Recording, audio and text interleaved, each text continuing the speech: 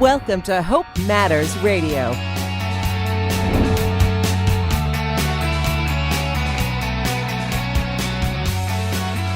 Another question I receive a lot, Bill, is that I have clients that have parents that are getting up in age, and they always ask, should we nominally transfer into our names? Or, what can we do to sort of prevent and have some tax shelter if they do pass or as they just get older in age and may need to go to a retirement community? Yeah, that's a question that I get as well. And going back to what Paul said, that being proactive in that scenario is very important. As your parents age, you want to be able to protect their assets from future inheritance tax, and also there are many situations when we get into the elder law situation where you want to be able to reduce their income or their asset base for the possibility of when they have to go eventually into a nursing home and perhaps need Medicare. There are benefits and there are perils, and the peril in this instance is mom and dad transfer the house to Bobby, Joe, Sue, and Mary. And themselves. So all five of them are now on the deed. Well, mom and dad no longer own 50% of the property, which means if Bobby, Joe, Sue, or Mary want to take that property over at some point, it becomes a problem. So mom and dad have to have guidance, and this is where you probably need to have a lawyer for mom and dad as well as Bobby, Joe, Mary, and Sue, because the perils exist with regards to family problems that could arise. Speaking on that same topic, Bill, if I was in that same scenario as the parent, what would be the advantages for me in an estate or inheritance planning scenario in conveying title to my children in advance of my passing? Well, first of all, by doing that, you're going to avoid. Let's say it's just you. You're by yourself. You own a property on your own, and you have one child. Then we'll just make it easy. Mm-hmm. Then 50% of your asset that goes into that property is now going to be your child's, and that's going to avoid probate. That 50%. The second 50% still going to be probatable because when you pass, that asset is still yours. But this other part is your son's or daughter's.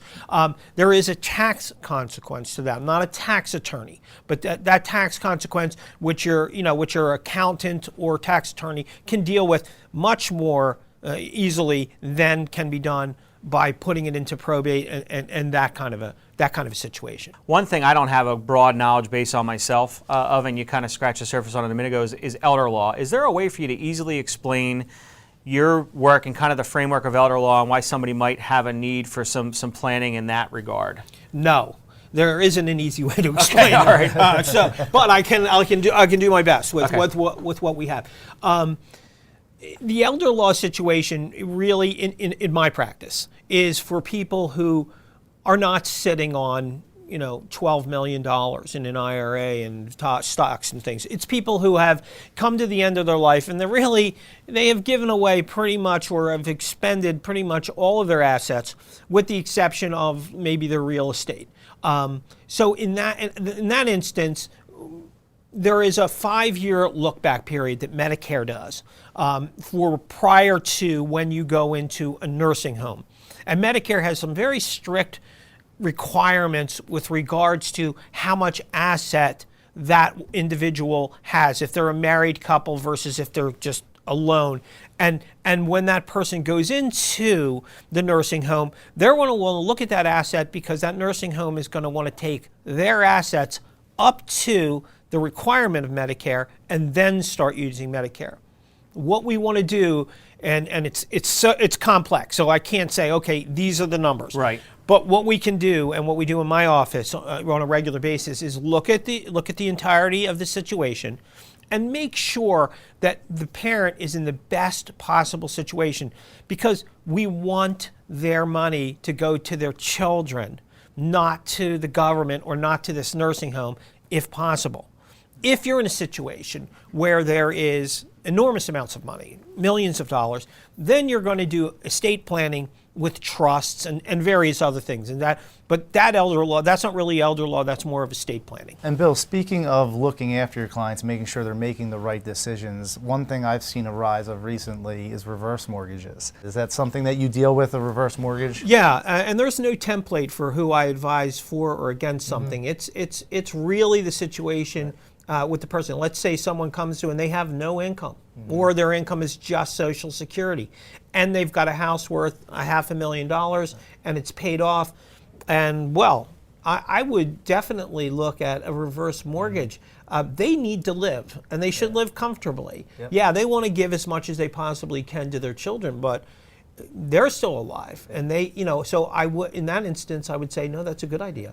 I wouldn't do it if they had money in an asset that they could use first, right. Because then they are kind of looking at, perhaps wasting that money.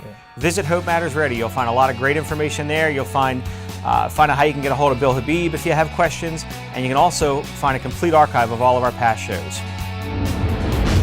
Hope Matters Radio is brought to you by the Real Estate Radio Network.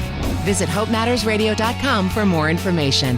That's HopeMattersRadio.com.